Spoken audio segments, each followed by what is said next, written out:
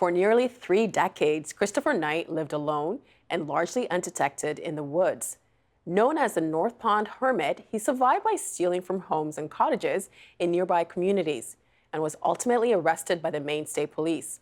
That's where journalist and author Michael Finkel picked up on the story, which he pieces together in his new book, The Stranger in the Woods, The Extraordinary Story of the Last True Hermit, and brings Michael Finkel to our studio tonight. Welcome.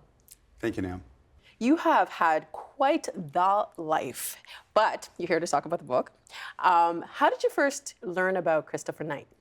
So Chris Knight was arrested breaking into a summer camp that was closed for the season, and he didn't tell the arresting officers too much the night he was arrested, but everything he said was sort of defied belief. Like, he had said he'd been sleeping in the woods for 27 years without even lighting a fire. He said he'd never seen the internet, made a phone call, spent any money, driven in a car, used an indoor toilet. And then the officers took him to jail. And I read about it just on the website of the Kennebec County Journal, a small paper in central Maine. And everything I read was like defied belief, beggared the imagination. And then the last paragraph, I was thinking, maybe this guy's just crazy. And then the last paragraph said that Chris Knight had stolen thousands upon thousands of books. I'm like, oh, man. And then I was like, it went from like curiosity mode to like journalistic obsession mode, and ended up writing him a letter, handwritten, pen, paper, that whole old-fashioned What's that? thing. Yeah, pen and paper? They used to have these things called envelopes and stamps. You probably don't remember. No. And I mailed it to the Kennebec County Jail, and I didn't know, but to my great surprise, Chris Knight wrote back. Now, in the letter that you wrote to him, because he had a lot of people asking for his time, documentary crews, everybody was really interested in him because he was somebody that people were trying to find for a very long time. What did you write in the letter that you hoped that he would connect with and respond to you? I mean, I wrote from the heart, to be honest with you. I've spent most of my life in Montana. I love sleeping outdoors. I've spent hundreds of nights in the wild, and I like reading books. And this was like the world champion of my two favorite passions, camping out and reading books. And I told him I was a journalist right off the bat. I didn't want to, mislead him. And I just said, every question, everything I read about you makes me want to ask you 10 more questions. And I don't know, maybe it was just like the handwritten aspect of the letter that made him respond. It's but in the mystery. book, you write that you actually revealed a part of your life. You used to be a journalist at the New York Times. What happened there? Yeah, so I'm 100% human. I was fired from a job for the New York Times for making a composite character, which is combining lots of real people into one fictitious person for a story about child labor in West Africa. And that's against the rules of journalism. And I was fired from the New York Times, and I admitted that, right, to Chris Knight right away, that I'm not on my high horse. I am not, I am an imperfect person, and perhaps, the fact that he was trying to also live up to a very high ideal, but was reduced at times to stealing, maybe that also caused an emotional connection. I do want to say, before we go on, that everything in this book is 100% true. And even at the back, you detailed how you came up with information, correct? Yeah, I hired 2 fact checkers. I had both his lawyer and the prosecuting attorney look it over, and the police officers. And if I was 99% sure of something, I cut it out. Not good enough. But when he wrote back, after you wrote him, he seemed to connect with something that you probably were just writing to write. He talked about the supermoon, and so he connected to that. Were you surprised by that? Yeah, I mean, this is a little geeky, but there was the summer solstice, which usually happens around June 20th, and the supermoon, which is the full moon that's closest to Earth. The moon has a slightly elliptical orbit. We don't need to geek out too much about the moon. But they happened on the same day for the first time in about a century. And I was like, I'm going to go camping that night, supermoon, And it seemed like the nerdiest reason to go camping, full moon, supermoon, and solstice. But I mentioned it in the letter, and just by this man, I almost want to call it a divine coincidence. Chris Knight in jail, a person who had not spoken with anyone in 27 years, realizing, smart man, he's a smart man, he realizes, man, I better practice talking. And he wanted to talk about the supermoon and the solstice, and so he brings it up to other inmates, and they're like, What? The what? What are you talking about? Get away, you weirdo. Yeah. And then he opens my letter, and he sees that that's what I wanted to talk about. And so that's sort of, it's coincidence, but it almost feels like something more. Like the universe conspired to bring you Like we into were view. supposed to talk, yeah. Was any part of his story, did you find it, were you skeptical at all about any part of his story? Any part. All of Like it? every part. It's like, I mean, this is literally unbelievable. I mean, central Maine is so cold. I mean, I grew up most of my life in Montana, and we have cold weather there, and of course you have cold weather here, but this is this wet, windy cold, like no fire. I mean, I feel like I'm sort of tough. I would last like 20 minutes without a fire. And this guy lasted 27 winters, so there was no fire. It was unbelievable. How do you go 27 years without seeing a doctor? He had an electrical thingy, right? Like, didn't he boil water and stuff? Yeah, he had a little two-burner Coleman camp stove. A thingy. Yeah, let's just go with the technical term, shall we? It's a thingy. And I can tell you spent it. He had a thingy. It was connected to another thingy. No, he stole propane tanks, and he didn't use it for heat, but he cooked, a lot of macaroni and cheese. Mostly what he used it for was to melt snow to make drink. drinking water during the winter. Did he keep a journal? He never wrote a single thing down. He said, like, when you write something down, I mean, here I am with a book, but I'll make fun of people who write books. He's like, you write something down, you're putting your thoughts onto paper and saying, look at how great I am, look at me, read me. It's like very outward. It's like, hello world, look at me. And he didn't want to do anything like that. If he wrote something, if he said if it was important, he would keep it in his head, and if it wasn't important, then it wouldn't be worth writing down. Well, you write the connection between seclusion and spiritual awakening is profound. And I think a lot of us have that view. Did he have a spiritual awakening being alone all those decades? Yeah. So if you look throughout history, the number one reason why people abandon society is sort of to commune with God. And I mean, even like Jesus spent 40 days in the Judean desert, Muhammad spent all that time in the cave in Mecca, and Buddha sat under a tree in present-day India. And like 3 billion people follow the religions brought back by those 3 basically hermits. Chris Knight did not follow a formal religion, but he told me, and I find this to be kind of profound. I said, were you lonely out there? Because although he read books and listened to the radio, for the most part, what he did was what you and I would call nothing. He sat there, and I said, were you lonely? And he said to me, he felt the opposite of loneliness. He said he was never for an instant lonely. He felt completely connected with like the rest of the universe. And I'm not capturing the poetry of his language that well in this interview. I tried to do it in the book, and he said no, he felt absolutely connected and communal, like he was like fulfilled. It was kind of a profound thing to hear him talk about how happy he was despite suffering in winter and being completely cut off.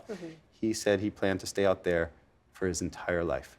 Wow. So you communicated with him through the letters, and then one day you decide, I'm just going to get on a plane and go to the jail that he was in and say hi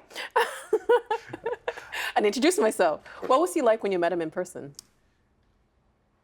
It was not the most comfortable encounter I've ever had in my life. So, we exchanged letters, and as you can imagine, though Chris Knight said he deserved to be in jail, he said he was a thief, he said to me, Mike, do not romanticize me. And sometimes I speak warmly about him, but he deserved to be in jail, but still he was suffering. After someone spends all that time completely free in the woods and then they're locked up in a cage, you can imagine. I was going to ask about that because he's in the woods, it's open, it's big, he's by himself, he goes to jail, small quarters, noise. What was it like for him being in jail? Yeah, I mean, as you can imagine, he suffered mightily, and that's the reason why he stopped writing letters. He said for a while writing letters sort of relieved the stress and difficulty of jail, and then it just got too much for him, and he stopped writing letters. And that's when I flew to Maine and checked in at the visiting booth and was allowed to visit with Chris Knight. And it was a sort of a cumbersome thing. We were in a jailhouse visiting booth. There was like a piece of a thick plexiglass dividing us, and we had to talk on these old-fashioned phone receivers. And you know how like when you meet somebody, there's always like a nod, a hello, even if you're not going to talk to the person on the airplane for the rest of the flight, you just say like hello, some acknowledgement. He did none of that with me. He wouldn't even make eye contact with me, no smile, and I didn't know what to do. And he had written in his letters how comfortable he was with silence, and I decided I'm just going to sit here silently. And it's really hard to sit silently in front of someone. Like if you and I just didn't do anything for 2 minutes, I think everyone would change the channel. Yeah. Right? Like even 10 seconds. 10 seconds, yeah. Yeah, right. I sat there.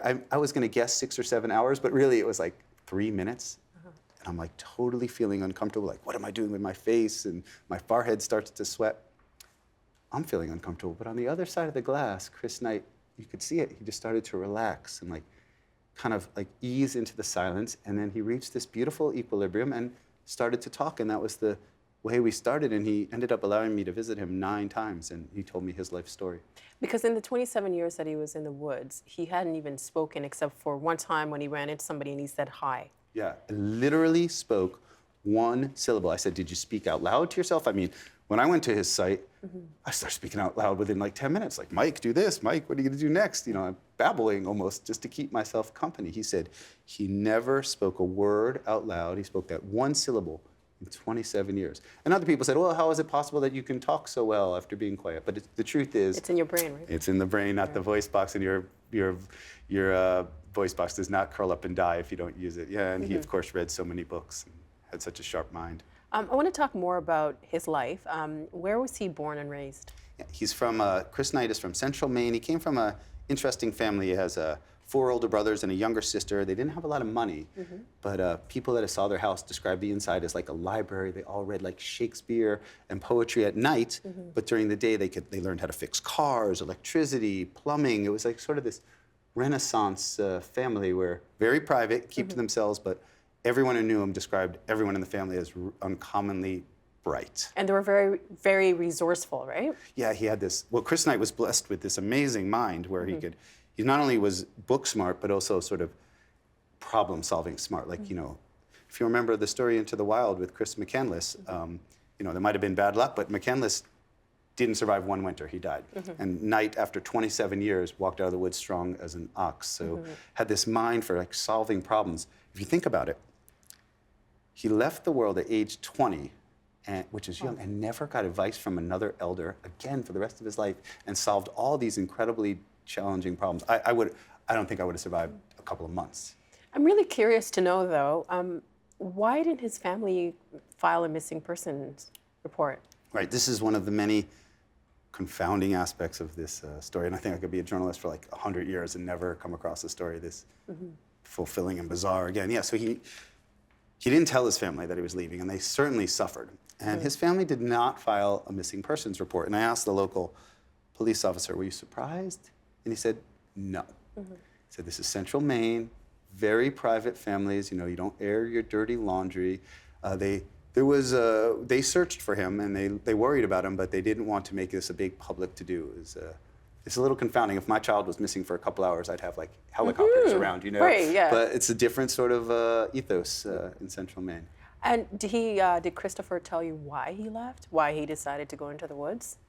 I mean, that's kind of one of the profound questions, like, why did you go there? And I asked him, you know, I said to him... Because at the time he had a job, right?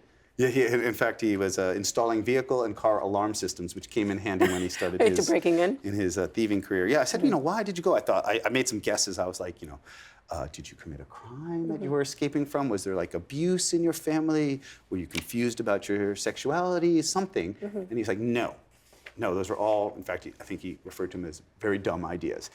He said it was both simpler and more profound. He said all his life, he never felt comfortable with other people. Just every meeting just felt unnatural. And other people who have written about their solitude have said similar things, that he felt this incredible internal tug to leave the world behind. And he had this like really outlandish idea for how he wanted to live his life. And he decided to go and fulfill it. In a weird way, he fulfilled his like desires maybe more fully than most of us out here do.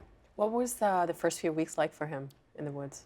He had never really camped out as a kid, and he drove his Subaru Brat up deep into the forest and put the keys in the center console and like walked into the woods at age 20 with not enough clothing and not enough food and no map or compass, and he just sort of wandered in the woods. He was like foraging for berries. He ate some roadkill, but I think he really like felt this freedom.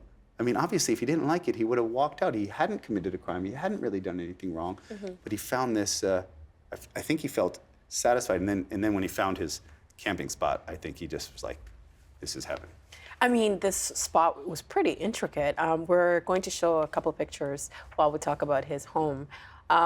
He slept on a bed in a tent and on Tommy Hilfiger pillows. Were you surprised by that? You went to the site, right? So, yeah, I went to the... Several times. Yeah, I was... it's in the middle of this incredibly thick, almost unnavigable woods. Like, I mean, I sounded like a bull in a china shop trying to get through it, and that is like an insult to bulls in china shops. But he could walk through it silently because he had this like... I mean, it was like a piece of performance art. He could like zig and zag and step on rocks and roots. Like he would literally be silent at night and not even leave a footprint. And I couldn't find my way during the middle of the day. And his eyesight was also failing, so he just started paying attention to the sounds. It's like, I feel like everything I'm saying is like unbelievable. He had like memorized the forest and you know, could move through it as the police. The night he was arrested, he showed the arresting officers where he lived, and so this police officer followed him through the woods. And I asked him, you know, what was it like? You're the only known person in 27 years to actually see this guy walk through the woods. And this very strict, like law and order police officer, I like watched his face. He was like, you can't believe it, Mike. It was like a cat. I was like, my mind was like exploded. He walked through silently, and it was like this beautiful. This Law and Order guy was just like driven to poetry, trying to describe this guy. But how did no one come upon his site? Like, I mean, that's a big tent. That was my question. Like, you know, now it's like, that's just not believable, right? But then I went into the woods to try and find it, and like 3 feet away, you can't see it. There's these enormous boulders. There's the campy. There's these enormous boulders surrounding it, and then this thick tree, like from 5 feet away. Even in winter, when the leaves are down, you can barely see it. And then, you know, he'd carved this like living room out of the forest. And I remember the first time I walked in there, I finally found it after like thrashing through like getting cut by thorns and bit by mosquitoes and like, you know, slipping on these rocks. I go around these 2 rocks and there it is like the angels are singing. It's like, it was incredible. Like it's so peaceful. Like there's even like a roof overhead where like tree branches had sort of interlinked in a lattice like thing. And like you could hear all the sounds of the forest and like sort of see a few rabbits, and it was just a light breeze that kept the mosquitoes away, but not enough to make you cold. It was like, I'm kind of dreaming of it right now. It sounds idyllic, but how did he survive in the woods and for 27 years? I know he stole food to eat, but how did he survive the elements? Right, so another one of my number 1 questions was like, I think I had like 100 number 1 questions now that I think about it. It's like, no fire? You're kidding me. No fire, like it's cold. And you know, Chris Knight, he wasn't sure what year it was. He had to guess at the decade, but he had watches, and so he knew the hour and minute. Every day during winter, he got up at 2:30 in the morning, which is pretty much the depth of cold. It's when you or I would just huddle ourselves in our blankets, like totally.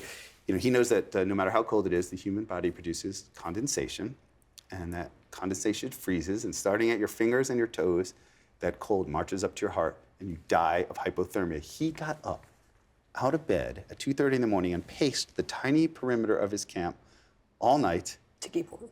Every night, all winter, for 27 winters, and never even lost a fingernail to frostbite. It's like an incredible survival story. Forget the whole solitude. It's like the survival story is kind of amazing. Later on, he tells you that he saw the lady in the woods, and because he came close to death during one winter. Was he scared about dying in the woods alone? Did he ever think about that? No, he wasn't afraid at all. It's like, I read a lot of accounts of people's time in solitude, and Chris Knight sort of echoed many of their sentiments. He felt this sort of profound connection, as I mentioned, with the rest of the world, and sort of came to think of death as not a period on the end of a sense, but sort of like just a transition. And like, you know, I felt that, and when you mentioned the Lady of the Woods, this was his version of like the Grim Reaper, happened to be a feminine version. And there were some winters where he ran out of food, he ran out of gas to melt snow for water, he was just very, very cold, and his body fat had all been digested, so he was like extremely skinny, and he thought he might die, and he was willing to die before he left the woods. He would rather die in the woods than walk to the nearest house and ask for help, and he said he felt, I know it's hard to believe, he said he felt extremely comfortable with that. Whatever happens, happens. What did he do for fun? Okay, well, he read books. He listened to the radio. For a little while, he had a 4-inch diagonal black and white television, but it took up too much. In the tent.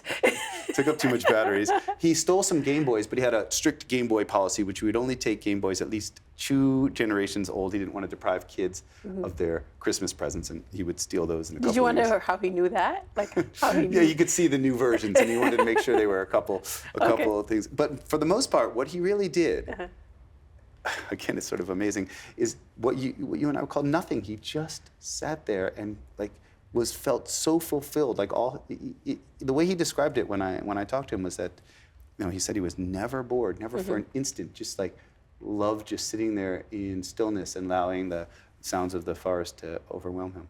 Now he comes from a family that is resourceful. We talked about that. I always wonder, why did he resort to stealing from people? Could he just not have grown some food or fish?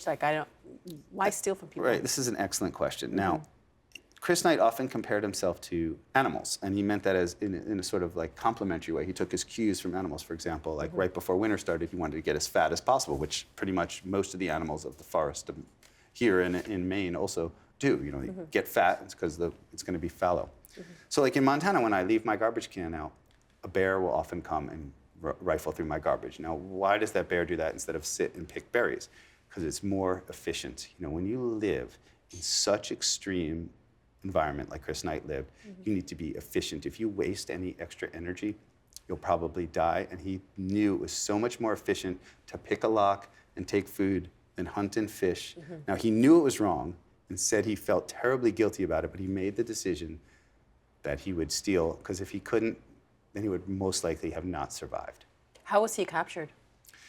It took, 27 years is a long time to go without being caught. It took the obsessive actions of a game warden named Terry Hughes, who I won't get into the details, but he wired up the forest with electric eyes and had thingies ring to his cell phone, basically an obsessive, actions by a game warden who. And some pictures of him. Yeah, so Chris Knight, this is a couple of months after his arrest, he has this long beard, but that's the night he was arrested. Now, he does not look like a hermit. Now, Chris Knight told me he always liked to be clean shaven and even shaved his head when he went on a thieving raid, which is what he was caught. And so he never looked like a hermit while he was a hermit. And then once he was in jail, he allowed his beard to grow and kind of looked exactly like a hermit when he was no longer a hermit. And he did that for a reason, right? Yeah, the man is a smart man, and being in public really sort of it tortured him. He doesn't like to be stared at, and the beard, he felt like he could sort of hide behind it. That's what he told me, and it also kept track of time. How long he had been there? Yeah, it was he called it his jail calendar. He could tell how long he'd been in jail by how long his beard was. Has he read your book? So, as soon as the book was finished, I mailed it to him immediately, and the response I got was what I expected, which was no response. Nothing. I had written a magazine article previously about Chris Knight, and it was obviously much more minor, but it had the same tone, which is that, despite the fact that he was a thief, I do feel warmly about Chris Knight, or at least in awe in some aspects of his ability to survive and his mental steeliness. And he did read the article and said that he found it to be fair. You write that his commitment to isolation was absolute. Do you think by writing this book that you're denying him this? Because now people are going to know about him. Right. I think this is an excellent question. So when I contacted Chris Knight, it was by letter, and he had gotten hundreds of letters, and he decided to write back. And when I went to the jail, he could have rejected my visit. He rejected many visits. And then even our last visit, he said to me, "You're my Boswell. You're my biographer," he called me. This is what I thought.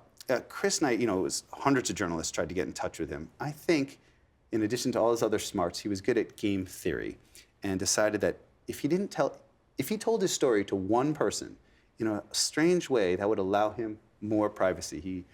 He answered my questions. He didn't answer all my questions. He told me exactly what he wanted to tell me. And a person who could be silent for 27 years is going to be cajoled into answering extra questions. And this is what he has to say to the world. And the only thing he asked from me after giving me a story, he didn't want any money, he didn't want anything like that, was to leave him alone. And I feel like this book is sort of like his fence, here's what I have to say, and he's able to no longer being hounded by journalists, for example. He's told his story, and I was the very fortunate recipient of it, but he is now able to live almost completely anonymously because he's no longer being hounded. So that was, I think, his calculation, and I hope that it's true. Where is he now? He's living a quiet life in central Maine. We're no longer in touch. I would love to receive a letter from him, Chris. If you're watching, send a letter. But he's truly a real hermit. He didn't want to be my friend, and has staked out. I think he'll never feel as fulfilled as he did in his site in the woods. But he's a survivor. He'll be all right. Did he leave you with any insights that you can share with us? Listen, none of us are going to go away for 27 years, but I got to tell you, I mean, just look around at what's going on. Like, we're all so crazy busy, and society is going like so fast. Like, who amongst us hasn't felt like things are a little overwhelming? I mean, I know I do. It's just like, Same. I mean, I'm driving in my car sometimes, and my 3 kids are screaming in the back, and I got 6 text messages coming through, and I'm late to an appointment, and I'm stuck in traffic, and I'm listening to news about Donald Trump on the radio, and I'm like, I'm losing my mind, and I really, like, I'd say twice a day, it like comes through my head that it's not Chris Knight that's crazy. It's like the rest of us. Well, the United Nations has said that holding a person in isolation for more than 15 days is cruel. I kind of wonder, shouldn't we be trying to learn from how he survived instead of condemning him for the thefts? Right. So involuntary isolation, like solitary confinement, is truly torturous for those people that don't want to be left alone. And most humans, 99.9%, are social creatures. But for someone like Chris Knight, I think one of the questions raised by my encounters with him in the book is like, what do you do with a person who doesn't fit into society? If you're a murderer, we have jails for you, no problem. And if you're obviously mentally challenged, then we have like hospitals and therapists. But what about someone like Chris Knight? Like, he just didn't fit in, and we have no place for him. It's just something that I think about. Thank you so much for sharing this story, Michael. It's my pleasure. Thank you, Neil. Thank you for being here. Help TVO create a better world through the power of learning. Visit TVO.org and make a tax-deductible donation today.